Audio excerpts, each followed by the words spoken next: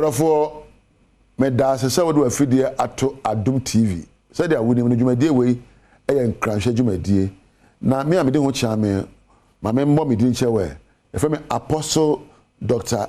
Nita Kotego. Na so pa from Nita ko me penesa. Ene de so enoma ayoyo a e de akwansidie bere ye mpuntuo ne nkoso so na me de bai. We ye fe ne procrastination. Ka me hwe procrastination.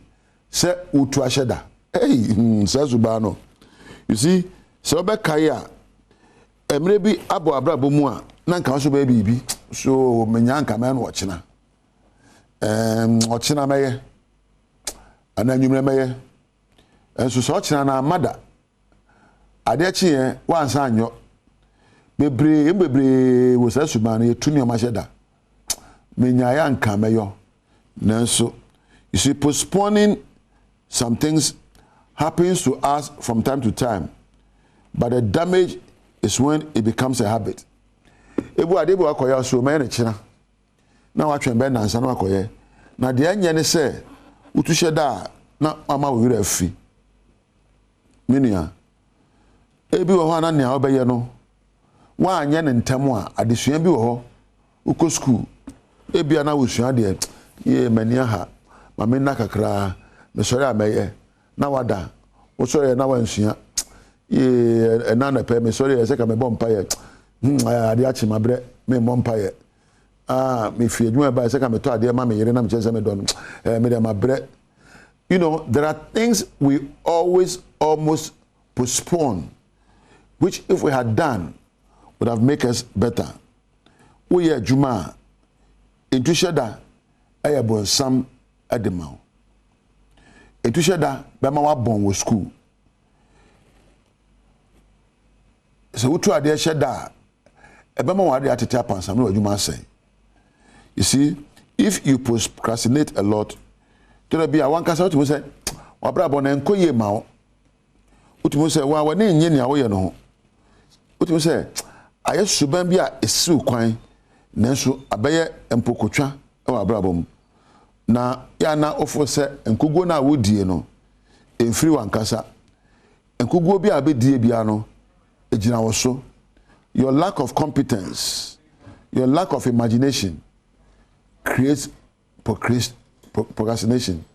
Se wanya kuduro na wan sinkete anyo no e ma wutu ni o ma sheda na se wutu ni o ma sheda wadwuma dooso e bia wo office se uwie sa area we so ochina meye and at all ochina meye once workload adosun na what the medicator now the year I ni biara da bia no performance eye low na madwuma no kwa ye mfa ne die ma adwuma bia eye wo de ese soto obra wo no gine preko soto ben wo no waje.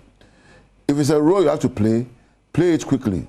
Say awade asua hunu na wasua se obeda odo wo buoni kasapa edi akire ukwa na oyira de na di preko entu nheda adwuma wo yo no entu nheda wo yesa ebedoso na waye ne biara.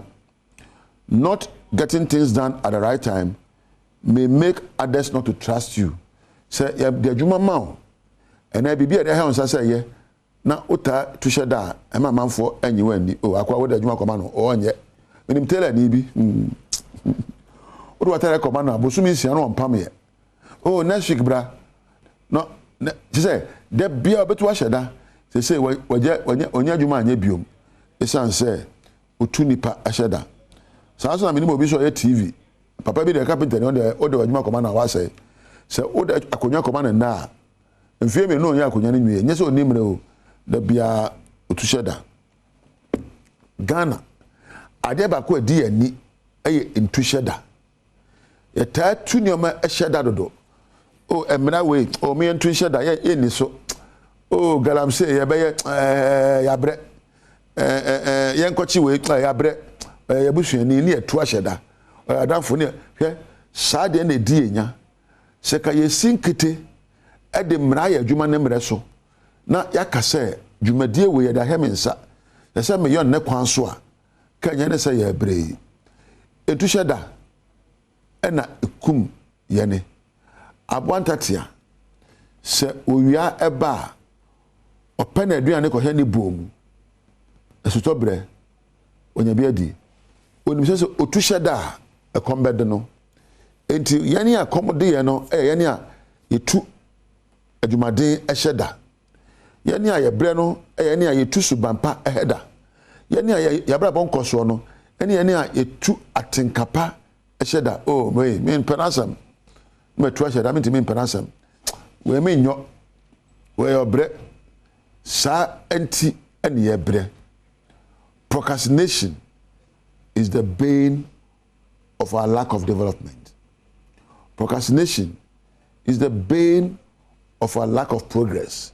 So betum point idea ya me ntu nyoma esa o ye no hye da wate e ba ne se obeya yiro ho na ye sempo wo ye na akopem a wa bre no wajae sempo wo pesuahunu anu asua sempo wo pemo anu ama obi aboa esine se betu ahyeda emom enade esemre dwumadi abi no di betu ahyeda na wachira so no ato aso sansam makasa ye akyira wo aha ena me no besie ediam jeso eye ni tekotego we de mintu hyeda o me koje ma home na emom wachira ana na de che masan aba enu ade dwumadi ewe odofo se watu bibi ahyeda last year catch us this year de meyo so watu bibi hyeda anura akase echena de meye bomodin na de watu ahyeda bia no ye ema ho ye ma obi ahese da bra boba ye.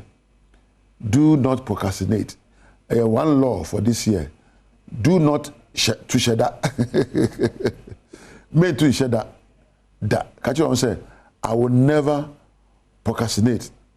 I will find a way to do it, and even if I do it and meet a snag, I'll rest and find how I can do it again.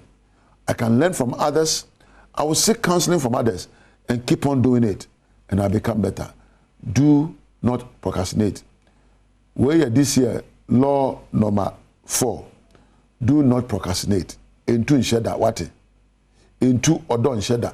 A branch be also be worry. So next time worry. Or the size say when you're 45 on worry. Into insheda bium. Bomodian na worry. Into insheda. Baba be so or fire from se mewo na koyegu. Ma o me wo na kotu yegu yu ya na o worry. Onya ye from wo ba.